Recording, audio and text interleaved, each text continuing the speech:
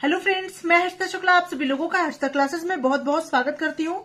Friends, आज मैं UP DElEd 4th semester के गणित विषय से बहुत ही ज्यादा इंपॉर्टेंट 10 प्रश्नों की सीरीज लेकर के हाजिर हुई हूँ।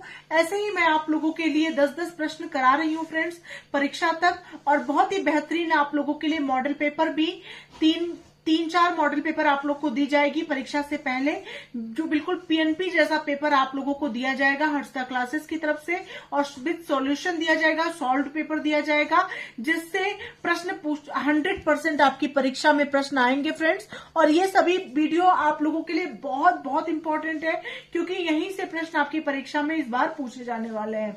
तो यहाँ पर मैंने पहला क्वेश्चन लिया है, एक धातु की ठोस आयताकार सिल्ली की माप 10 सेंटीमीटर गुणे 4 सेंटीमीटर गुणे 1.6 सेंटीमीटर है। इसे पिघलाकर एक ठोस घनाकार सिल्ली बनाई जाती है। नई सिल्ली की भुजा की माप ज्ञात कीजिए। हर्षिता क्लासेस चैनल को अगर अभी तक सब्सक्राइब नहीं किया है तो बिल्कुल बहुत ही बेहतरीन गणित की और साथ ही साथ सभी विषयों की बेहतरीन तैयारी करने के लिए हर्षिता क्लासेस चैनल से जुड़ना ना भूलें। आज से मैंने सभी विषयों की राजन सीरीज की तैयारी करानी स्टार्ट कर दी है, और बहुत ही बेहतरीन प्रिपरेशन हो रही है हर्षिता क्लासेस पर। और साथ ही साथ गणित के सभी चैप्टर्स के निचोड़ मैं आप लोगों के लिए लेकर आ रही हूँ। कई वीडियोस मैंने प्रोवाइड करा दिए और भी वीडियोस मैं परीक्षा तक प्रोवाइड कराऊंगी। साथ ही साथ मॉडल पेपर भी मैं आप लोगों को दूंगी हर सब्जेक्ट को लेकर के। तो चलिए फ्रेंड्स, इसको देखिए कैसे सॉल्व करेंगे। आपको दिया गया है एक धातु की ठोस आयताकार सिल्ली की माप जो है 10 सेंटीमीटर गुणे 4 सेंटीमीटर गुणे 1.6 सेंटीमीटर है। इसे पिघलाकर एक ठोस घनाकार सिल्ली बनाई जाती है। नई सिल्ली की भुजा की माप आपको ज्ञात करनी है। तो फ्रेंड्स, इसको कैसे सॉल्व करेंगे।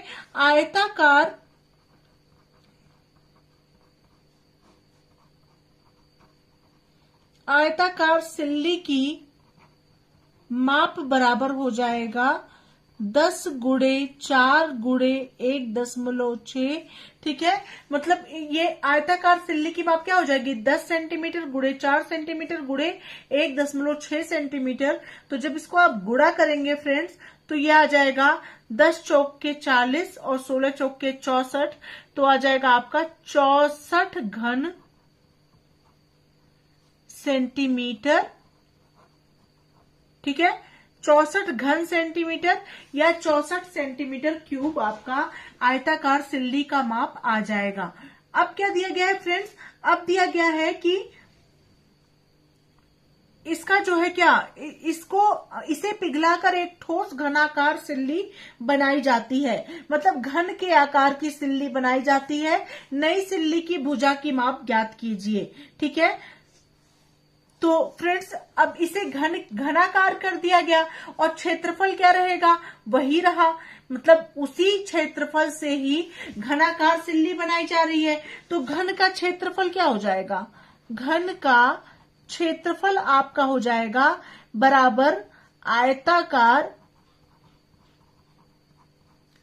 सिल्ली की माप, और ये हो जाएगा बराबर 64। ठीक है, ये 64 ही रहा।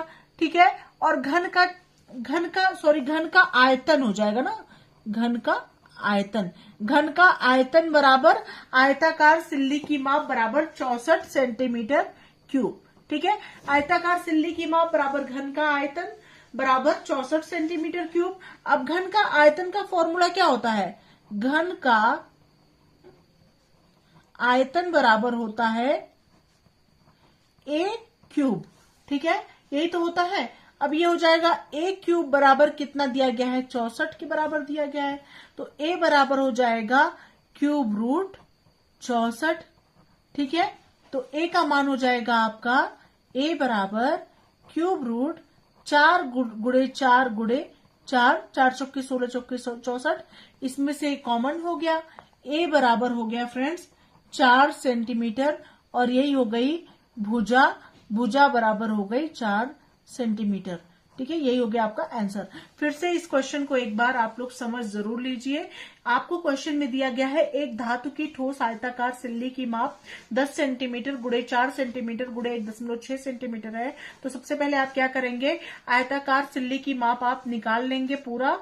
तो 10 गुणे 4 गुणे 1.6 को जब आप गुणा करेंगे तो आ जाएगा 64 घन सेंटीमीटर या 64 सेंटीमीटर क्यूब आ जाएगा। घन का आयतन बराबर आयताकार सिल्ली, क्योंकि घनाकार सिल्ली बनाई जाती है ना, तो घन का जो आयतन होगा वो सिल्ली का भी आयतन होगा।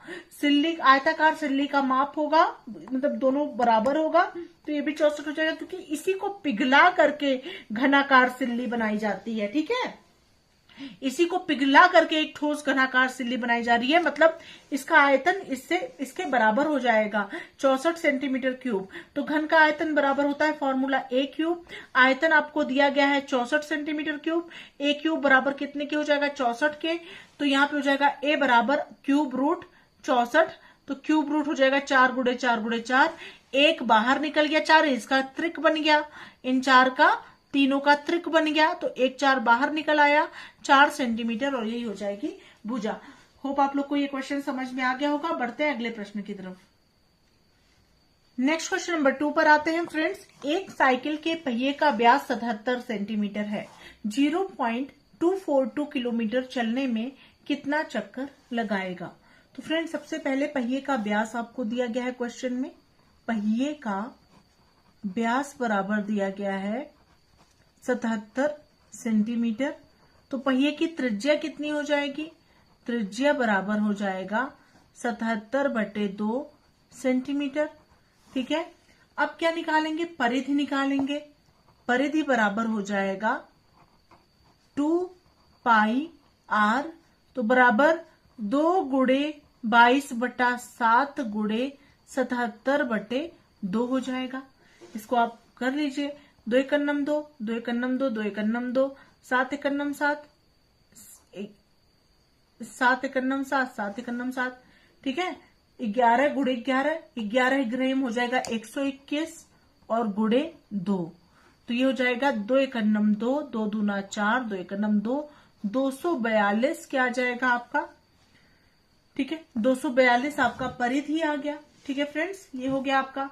अब क्या करेंगे फ्रेंड्स, यहाँ पे चूंकि आपको दिया गया है कि 0.242 किलोमीटर चलने में कितना चक्कर लगाएगा, तो 0.242 किलोमीटर चलने में 0.242 किलोमीटर है, तो ये किसके बराबर हो जाएगा, 0.242 मल्टीप्लाई, अगर किलोमीटर को आप मीटर में बदलेंगे सबसे पहले, तो 1 किलोमीटर बराबर 1000 मीटर के होता है। तो 1000 से जब आप इसमें गुणा कर देंगे तो ये किस में आ जाएगा, मीटर में आ जाएगा।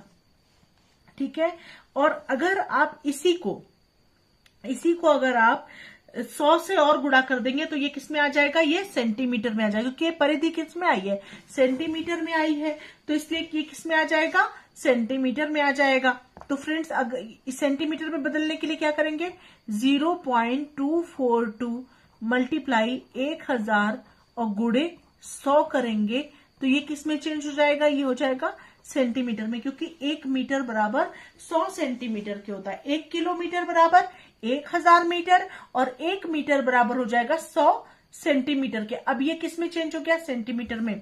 अब इसको जब आपस में आप गुणा करेंगे तो ये हो जाएगा 24200 सेंटीमीटर। ठीक है फ्रेंड्स, तो इस तरह से ये हो गया आपका सेंटीमीटर में।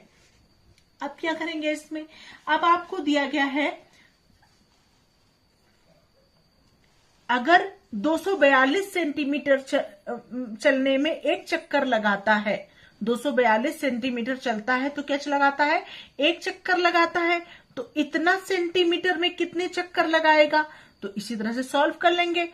चूंकि 242 सेंटीमीटर चलने में लगाता है बराबर एक चक्कर।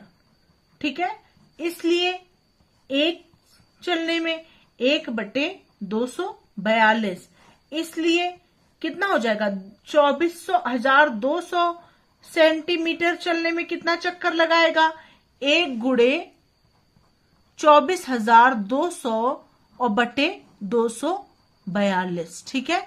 ये 242 से ये 242 कट गया, ये एक आ गया, एक के आगे 2 जीरो, मतलब 100 चक्कर लगाएगा। कितना चक्कर लगाएगा? 100 चक्कर लगाएगा, और यही हो जाएगा आपका आंसर। देखिए फिर से ये क्वेश्चन समझ लीजिए, थोड़ा कठिन प्रश्न है, ताकि आप लोगों का को कोई डाउट ना रहे और परीक्षा में आप लोग सही करके आए। दूसरा क्वेश्चन मैंने लिया था, एक साइकिल के पहिए का व्यास 77 सेंटीमीटर है, 0.242 किलोमीटर चलने में कितना चक्कर लगाएगा? तो पहले पहिए का व्यास जो है 77 सेंटीमीटर आप लिख लेंगे। सबसे पहले जो दिया गया है पहिए का व्यास 77 सेंटीमीटर लिख लिए। त्रिज्या है 77/2 सेंटीमीटर, मतलब त्रिज्या जो होती है वो हमेशा व्यास की आधी होती है, ठीक है। 77/2 इसलिए हुआ क्योंकि त्रिज्या बराबर होता है व्यास बटे 2। व्यास जितना दिया गया उसका बटे 2 हो जाता है, तो 77/2 हो गया त्रिज्या। परिधि कितना होगा? 2πr हो जाएगा। 2 गुणे 22/7 गुणे 77/2। जब आप डिवाइड करेंगे, मल्टीप्लाई करेंगे, तो ये आ जाएगा 242 सेंटीमीटर, ठीक है फ्रेंड्स। अब आपको दिया गया है 0.242 किलोमीटर की चाल दी गई है, मतलब 0.242 किलोमीटर चलने में कितना चक्कर लगाया गया, यही पूछा गया है। तो आप देख सकते हैं 0.242 किस में है? किलोमीटर में है। किलोमीटर में आपको सेंटीमीटर में बदलना होगा, क्योंकि आपकी जो संख्याएं हैं वो सेंटीमीटर में है। पहिए का व्यास जो है वो सेंटीमीटर में दिया गया था, परिधि भी आपकी सेंटीमीटर में निकल के आई है, तो आप किलोमीटर को किस में चेंज करेंगे? सेंटीमीटर में। सेंटीमीटर में बदलने के लिए आप क्या करेंगे? पहले किलोमीटर को मीटर में बदलेंगे। 1 किलोमीटर बराबर 1000 मीटर के, तो 0.242 किलोमीटर बराबर 0.242 मल्टीप्लाई 1000 मीटर। अब मीटर को आप सेंटीमीटर में बदलेंगे, तो 1 मीटर बराबर 100 सेंटीमीटर के, तो यहाँ पे 0.242 मल्टीप्लाई 1000 मल्टीप्लाई 100 सेंटीमीटर में अब ये चेंज हो गया, ठीक है। अब इन सबको आपस में गुणा कर देंगे। गुणा में देखिए 3 अंक के बाद दशमलव है और यहाँ पे 3 जीरो है, तो ये जीरो तो खत्म हो गया इस दशमलव को हटाने में। उसके बाद 2 जीरो आपका 100 में है, तो यही 2 जीरो आगे बढ़ जाएगा, 24,200 सेंटीमीटर आ गया। अब यहाँ पे दिया गया है कि 242 सेंटीमीटर चलने में लगाता है पहिया एक चक्कर, तो 1 सेंटीमीटर चलने में 1/242 चक्कर लगाएगा, इसलिए 24,200 सेंटीमीटर चलने में लगाएगा 1 गुणे 24,200/242, यानी 242 से ये 242 कट गया, एक यहां हुआ और आगे 2 जीरो, यानी 100 चक्कर लगाएगा, और यही हो गया आपका आंसर। होप आप लोगों को ये प्रश्न भी अच्छे समझ में आ गया होगा। बढ़ते हैं अगले महत्वपूर्ण प्रश्न की तरफ। फ्रेंड्स क्वेश्चन नंबर 3 पर आते हैं। एक शंकु की तिर्यक ऊंचाई 10 सेंटीमीटर और त्रिज्या 6 सेंटीमीटर है, शंकु का आयतन आपको निकालना है। बहुत ही अच्छा प्रश्न है।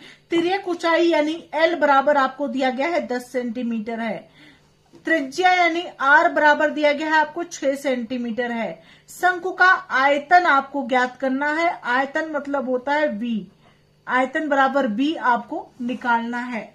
शंकु के आयतन का फॉर्मूला क्या होता है ये देख लीजिए। शंकु का आयतन बिल्कुल आप लोग रट लीजिए, सभी चैप्टर्स को मैंने बहुत अच्छे से आप लोगों को पढ़ाया है, उसकी लिंक मैं इस वीडियो के डिस्क्रिप्शन बॉक्स में दे दूंगी। डीएलएड चतुर्थ सेमेस्टर का कोई भी चैप्टर नहीं बचा है मैथ्स में जो मैंने नहीं पढ़ाया हो। अगर अभी तक आप लोगों ने हर्षदा क्लासेस को सब्सक्राइब नहीं किया है तो गणित विषय की बेहतरीन तैयारी के लिए और साथ ही साथ सभी विषयों की बेहतरीन तैयारी के लिए हर्षदा क्लासेस चैनल से जुड़ना ना भूलें। आपका विश्वसनीय चैनल है, आपको निश्चित रूप से सफलता मिलेगी, किसी का भी बैक नहीं आएगा, ये मैं गारंटी के साथ कहती हूँ। केवल इस चैनल पर विश्वास करके आप लोग चैनल्स के साथ जुड़े रहें। शंकु का आयतन का फॉर्मूला होता है 1/3 पाई r स्क्वायर h होता है। तो फ्रेंड्स शंकु का आयतन ज्ञात करने के लिए आपको h की भी जानकारी होनी जरूरी है कि h आपका कितना होगा। आपको तिर्यक ऊंचाई दी गई है, l दी गई है, r दिया गया है, h नहीं पता है। तिर्यक ऊंचाई वाले फॉर्मूले से आप h निकाल सकते हैं। तिर्यक ऊंचाई आपको मैंने बताया था, फॉर्मूला होता है इसका L बराबर होता है √h स्क्वायर प्लस r का स्क्वायर। एक एक फॉर्मूला नोट करते चलिए, एक वीडियो में बनाऊंगी केवल फॉर्मूले का रहेगा, जिससे फॉर्मूले की वजह से आपका प्रश्न ना गलत होने पाए। L की जगह कितना दिया गया है, 10 सेंटीमीटर दिया गया है, 10 लिख दीजिए, बराबर √h स्क्वायर, h आपको ज्ञात करना है, प्लस r स्क्वायर, r की जगह 6 का स्क्वायर लिख दीजिए। ठीक है, अब ये हो जाएगा फ्रेंड्स आपका। अब क्या करेंगे, मान लीजिए दोनों तरफ वर्ग करने पर, दोनों पक्षों में वर्ग करने पर, एक ही चीज अगर दोनों तरफ करते हैं इक्वल के इधर उधर तो गलत नहीं होता है, कभी गलत नहीं होता है। तो 10 का वर्ग करिए और बराबर under root h square plus 6 का स्क्वायर, इसका भी वर्ग कर दीजिए। 10 का वर्ग हो जाएगा 100 और बराबर h स्क्वायर प्लस 36। ठीक है, अब h स्क्वायर बराबर आ जाएगा 100 माइनस 36 और h स्क्वायर बराबर हो जाएगा फ्रेंड्स 64। अब h की वैल्यू आपकी आ गई 8। ठीक है, ये 8 सेंटीमीटर क्या हो गया आपका h आ गया।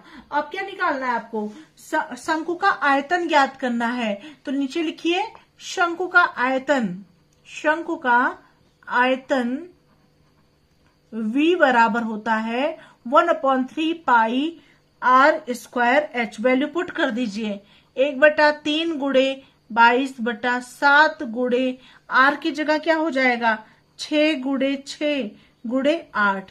ठीक है, अब निकाल दीजिए मान, 3 एकन्नम 3, 3 दूना 6। ठीक है, अब यहाँ पे हो जाएगा आपका गुणा भाग करके आ जाएगा 301.7 सेंटीमीटर क्यूब। यही हो जाएगा शंकु का आयतन। होप आप लोगों को ये प्रश्न अच्छे समझ में आ गया होगा। बढ़ते हैं अगले प्रश्न की तरफ। क्वेश्चन नंबर 4 है, 10 सेंटीमीटर त्रिज्या वाले वृत्त की एक जीवा 16 सेंटीमीटर है। मान लीजिए ये एक वृत्त है, वृत्त की त्रिज्या कितनी है 10 सेंटीमीटर है। ठीक है, एक जीवा 16 सेंटीमीटर लंबी है, ये आपकी जीवा है, ये 16 सेंटीमीटर लंबी है।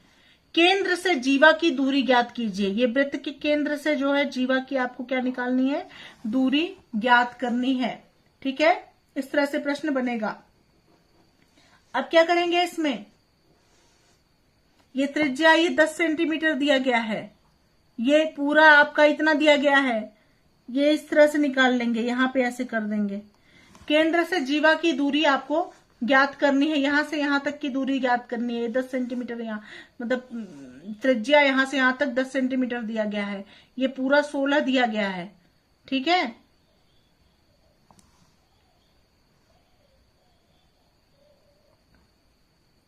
एक मिनट, त्रिज्या ये मान लीजिए यहां से यहां तक। तो फ्रेंड्स मान लीजिए ये O है और ये त्रिज्या ये हो गई, मान लीजिए यहां से यहां तक OA बराबर हो गया आपका कितना है 10 सेंटीमीटर है। ये पूरा A और B बराबर कितना है 16 सेंटीमीटर है। ठीक है, मान लीजिए ये बीच में M बिंदु है यहां से यहां तक। ठीक है, फिर से आप इसको समझ लीजिए एक बार। मान लीजिए ये वृत्त है, ठीक है, वृत्त में ये केंद्र बिंदु O है, ये वृत्त की जीवा जो दी गई है वो दी गई है 16 सेंटीमीटर की। ठीक है, अब यहां से यहां तक की आपको दूरी निकालनी है।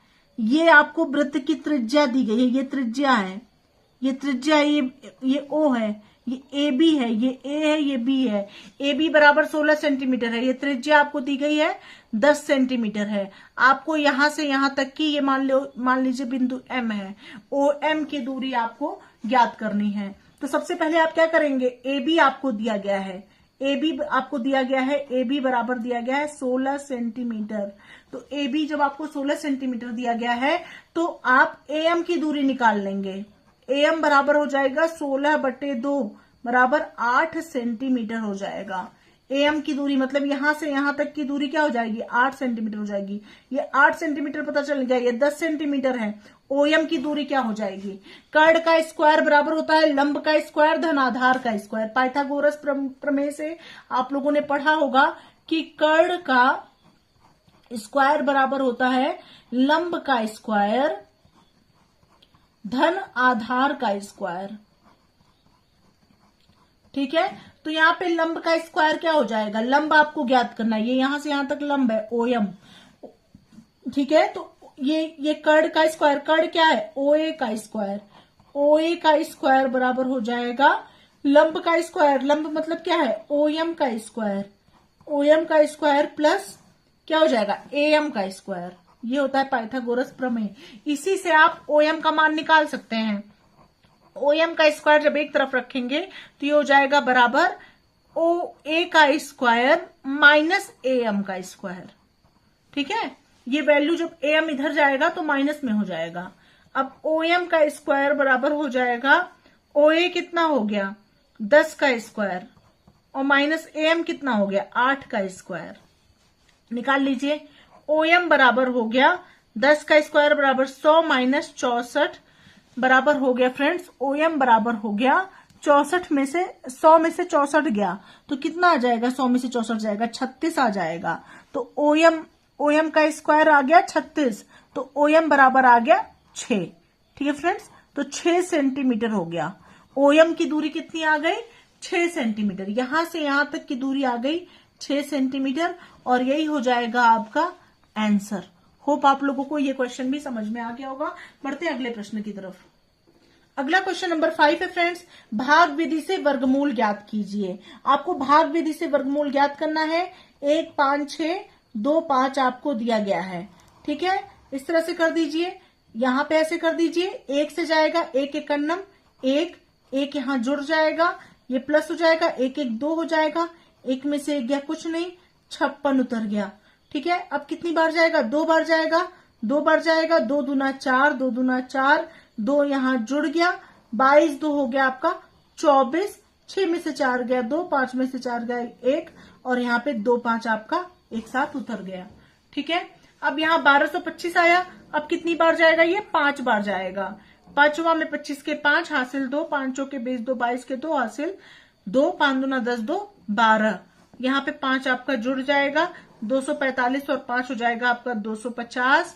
ठीक है, और ये कट्टम कुट्टा कुछ नहीं बचा, तो इसका भाग विधि से वर्गमूल का आंसर कितना आया 125 आया, तो बराबर 125 हो जाएगा आपका आंसर। होप आप लोगों को ये प्रश्न भी अच्छे समझ में आ गया होगा। बढ़ते हैं अगले महत्वपूर्ण प्रश्न की तरफ। फ्रेंड्स, अभी आपने सीखा भाग विधि से वर्गमूल निकालना, अब आप लोग जानिए गुणनखंड विधि से वर्गमूल निकालना। 5184 क्यों स्क्वायर रूट में दिया गया है, इसका वर्गमूल आपको गुणनखंड विधि से निकालना है।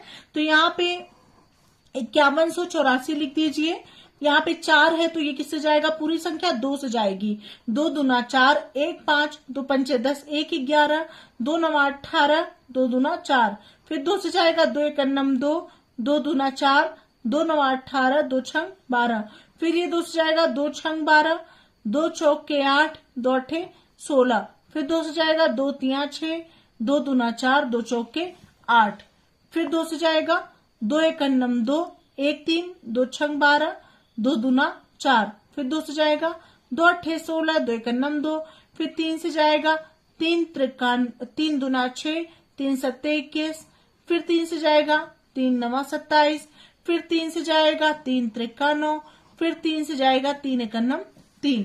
ठीक है, होप आप लोग को समझ में आ रहा होगा। अब इसको एक साथ लिख दीजिए जो भी संख्याएं हैं, 1 2 3 4 5 6, 6 बार आपका 2 है, 1 2 3 4 5 और 6 बार आपका 2 है। कितनी बार 3 है, 1 2 3 4 बार आपका 3 है, 1 2 3 और 4 बार आपका 3 है।